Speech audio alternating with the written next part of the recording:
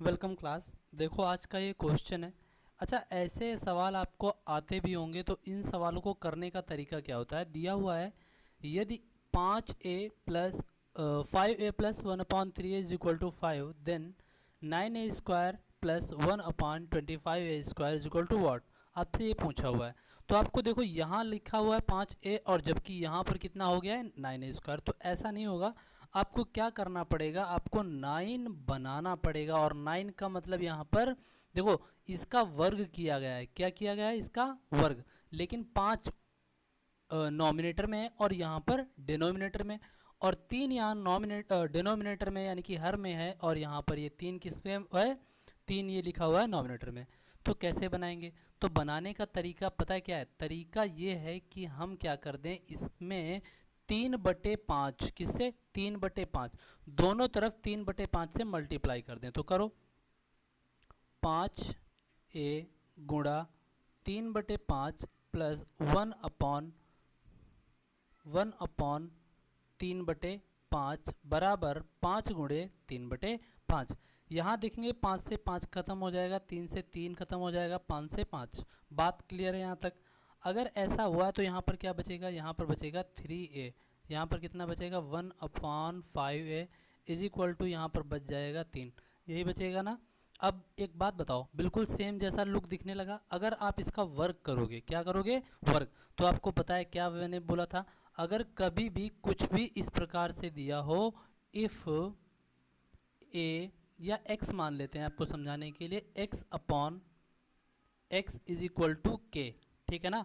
लेकिन साथ में यहाँ पर भिन्न में वैल्यू दी हो या कांस्टेंट वैल्यू दी हो, तो मैंने कहा मान लो यहाँ पर इसका कोई एक कोफिशिएंट क्या है, ए बाई बी, और एक्स या फिर पूरे का मैं कोफिशिएंट बोल देता हूँ बी अपॉन ए। क्या दिया हुआ है? ए बाई बी, या बोल सकते हो इसको आप लिख सकते हो सी बाई डी। ये भी लिख सकते हो, क्या लिख सकते हो? सी बाई डी, ठीक है ना। अगर इसके बराबर के वैल्यू दी हुई हो और आपसे पूछ लिया जाए कि इसका स्क्वायर क्या होगा, तो A square upon B square X square plus C square upon X square D square, इसका कर देंगे के स्क्वायर, क्योंकि प्लस से प्लस में जा रहे हैं, ऐसे कुछ फॉर्मूले आपको हमने बताए भी हैं। तो आपको क्या करना पड़ेगा? 2 से के स्क्वायर माइनस का 2 करते थे कि नहीं करते थे? जो भी आप इसमें जो भी क्या बोलते हैं के स्क्वायर माइनस 2 करते थे, और यहाँ पर जितने की मल्टीप्लाई हुई हो वो इसमें बस 2 में गुणा कर देंगे, यानी कि A by B into C by D. बस इतना करना है, बाकी आपका क्वेश्चन यहीं से सॉर्ट आउट हो जाएगा। देखो कैसे करना है। अब ये वैल्यू दी हुई है, हमसे पूछा है ये, यानी पूछा क्या है, अगर आप दोनों तरफ वर्क करेंगे तो वही मिलेगा। क्या मिलेगा? 9a² plus 1/25a²।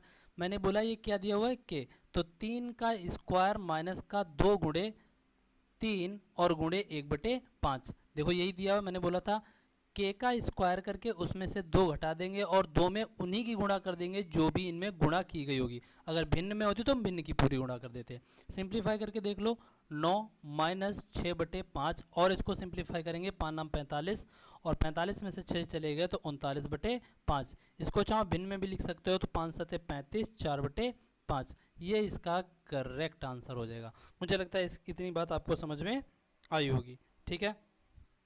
आसान था, इसमें कुछ भी डिफ़िकल्ट नहीं था, ठीक है। अगर आप प्लस से प्लस में जाते हैं तो यहाँ माइनस लगाएंगे, मैंने ऐसे आपको बोला है। प्लस से अगर आप प्लस में जाते हैं तो क्या करते हैं? माइनस का 2 करेंगे, ऐसा ही कुछ समथिंग बोला था। और अगर माइनस से प्लस जाते हैं, किस में जाते हैं?